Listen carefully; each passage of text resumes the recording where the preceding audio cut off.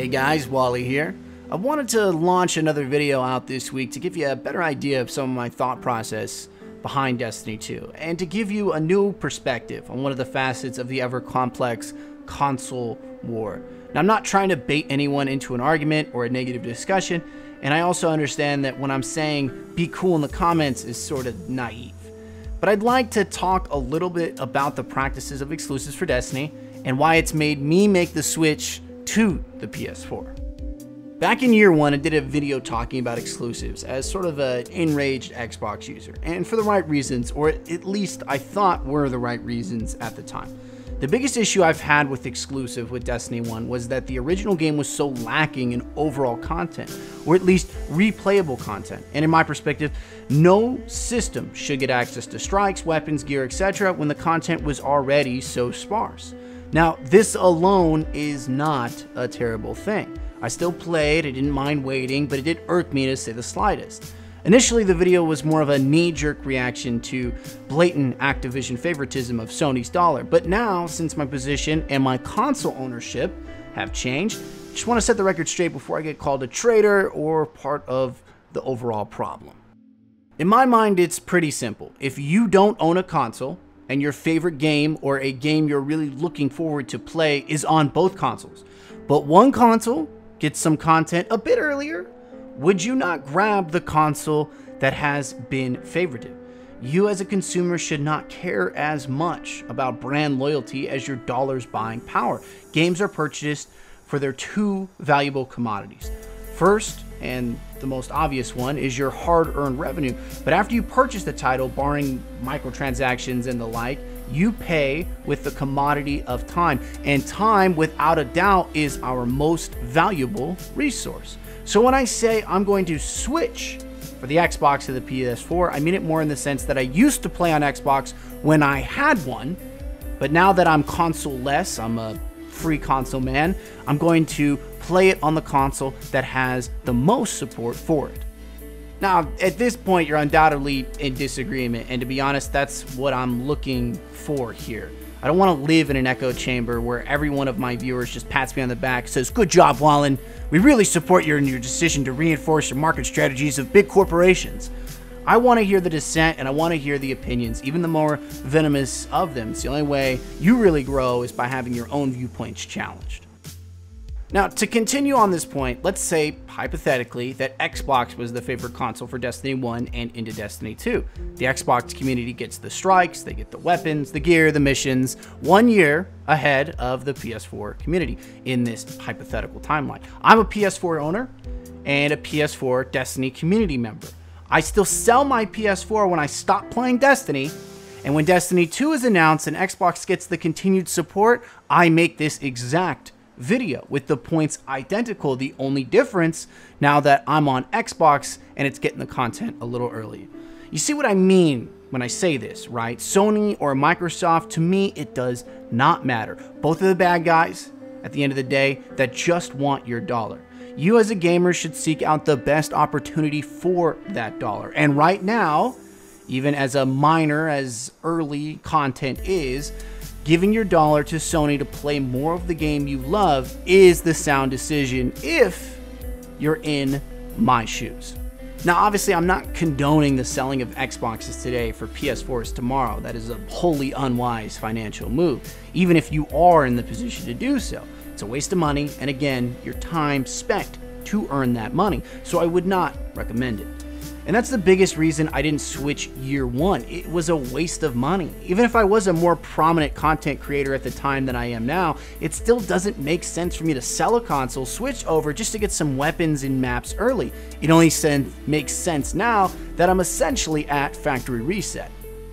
Now, if you've been following me this far, I'm sure you understand my position, even agree. Some of you may be going, why did I even make this video in the first place? And this is where you might start to lose me, even start to disagree, but that is largely the point. I personally don't think that individuals who buy into exclusive games on consoles are a part of the problem. And you may ask, what exactly do I mean by that? The consumer determines, to an extent, market trends.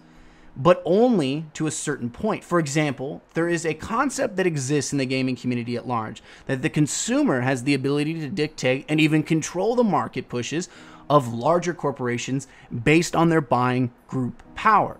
If a game is bad, like say The Division, for example, and the market knows it, the buying power of the consumers is heard, and then you have a 90% drop rate in the game's player base and an exorbitant amount of refunds requested. Official reviewers on PC gave the game around 80% on Metacritic, while the user's review is much, much lower. And in my personal opinion, the PC port is the best, most stable version of the game, and that's where I played. But that's a solid example of consumer power in the market. Loss of player base, ask of refunds, general distrust of the gaming media. But here's where the consumer loses their strength. The concept of users buying into exclusive titles like Halo and The Last of Us would not change, regardless of how negatively they are received. Mainly because the gaming community is already divided by console type or preference, and when those divisions are supported by exclusive titles, it reinforces the narrative and even keeps you on said console because of the exclusives they produce. And let's be honest, the two consoles, Xbox and PlayStations, they do the same thing at the end of the day. One is not really better than the other, and the people that argue that one is more powerful are not really fun at parties. They haven't played on an actual gaming PC to see how insignificant their argument really is. Now, it's not a snuff on console gamers, but it really doesn't matter what system you play on. But some consumers, not all, live in a fantasy world. Take, for example, the negativity I received on this comment I made on Reddit. Now, firstly, I should have provided more context.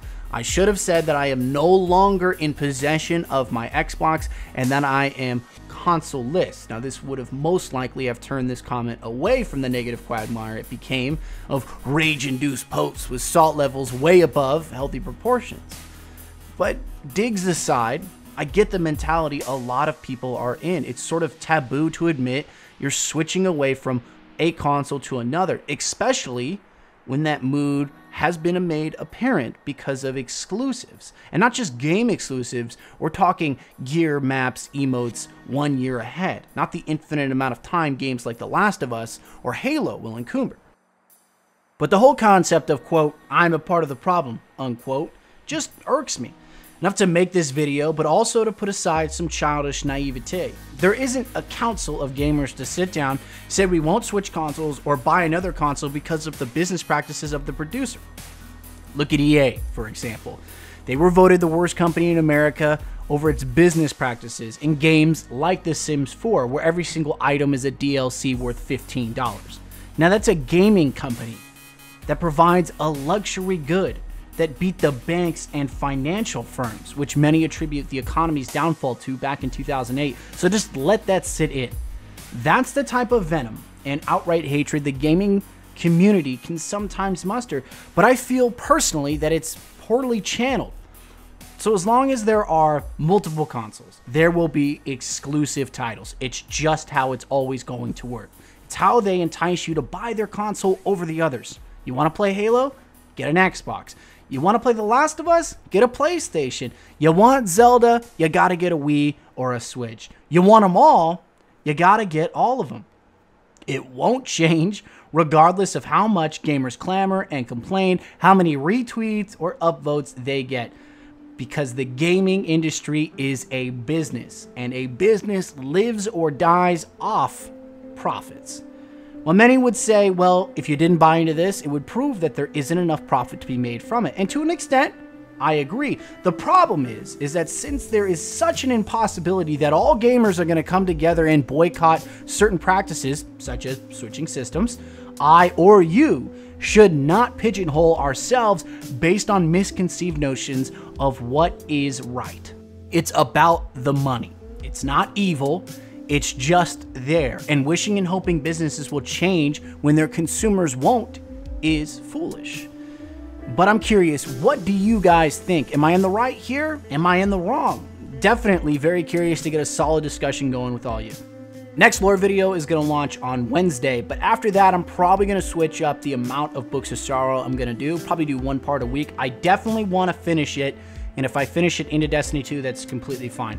then I definitely want to switch and get other types of Destiny lore videos or lore videos in general going on the opposite day, whether that be a Sunday or a Wednesday. But I also want to continue doing scripted opinion pieces like this. Not stuff that's baity or too venomous, but something that gets you thinking, gets a conversation going as sort of an extra video for the week. So grand total of 3, preferably, but definitely 2 lore videos. I love you guys very much. I hope you guys are enjoying the content. And I just want to say thank you so much for the continued support. I really wouldn't do this if I didn't have all of you guys at my back, just pushing me along. It's really humbling, and it's an awesome experience to get back into this. You guys are great people. Hope you guys enjoyed. If you have any questions, comments, join us on the Discord server. Link in the description below. I hope you guys have a great 4th of July. And if you don't celebrate 4th of July, I hope you have a great week in general. Much love. See you guys later. Peace.